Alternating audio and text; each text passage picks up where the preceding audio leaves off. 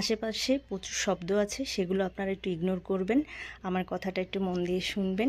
Chicken marination দেখাচ্ছি। এখানে আছে আদা রসুন লঙ্কা বাটা, আর আছে নুন, আর আছে তন্দুরি মশলা, এটা আমি ঘরে বানাই সেটা, গোলমরিচের গুঁড়ো, লেবু, আর এখানে হচ্ছে 3 রকমের বাদাম, 4 মগজ, পোস্ত বাটা।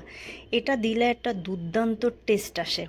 আমি কিন্তু এখানে টক দই, ভিনেগার বা সয়া সস ব্যবহার করিনি। আপনারা চাইলে করতে পারেন, বাট অনেকভাবে এই তান্দুরি করা যায়, বারবিকিউ করা যায় অনেকভাবে।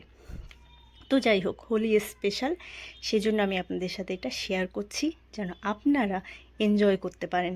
তো সেই জন্যই সকাল সকাল ভিডিওটা দিয়ে দিচ্ছি, যেন আপনারা রাতে মেরিনেট করতে পারেন বা সকালে মেরিনেট করতে পারেন, করে কালকে এনজয় করতে পারেন। তো যাই হোক, আমি আসলে সব কিছু পারফেক্ট চাই, সেজন্য আমি একদিন আগেই করেছি। তো যাই হোক, সবগুলো চিকেন এক জায়গায় নিয়ে নিই, আমি দুভাগে মেরিনেট করব অল্প অল্প করে। আর এখানে আমি লেবু দিয়েছি, লেবুটা একটা সুন্দর টেস্ট আসে।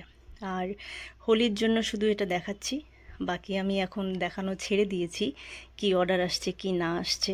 কেন বলুন তো?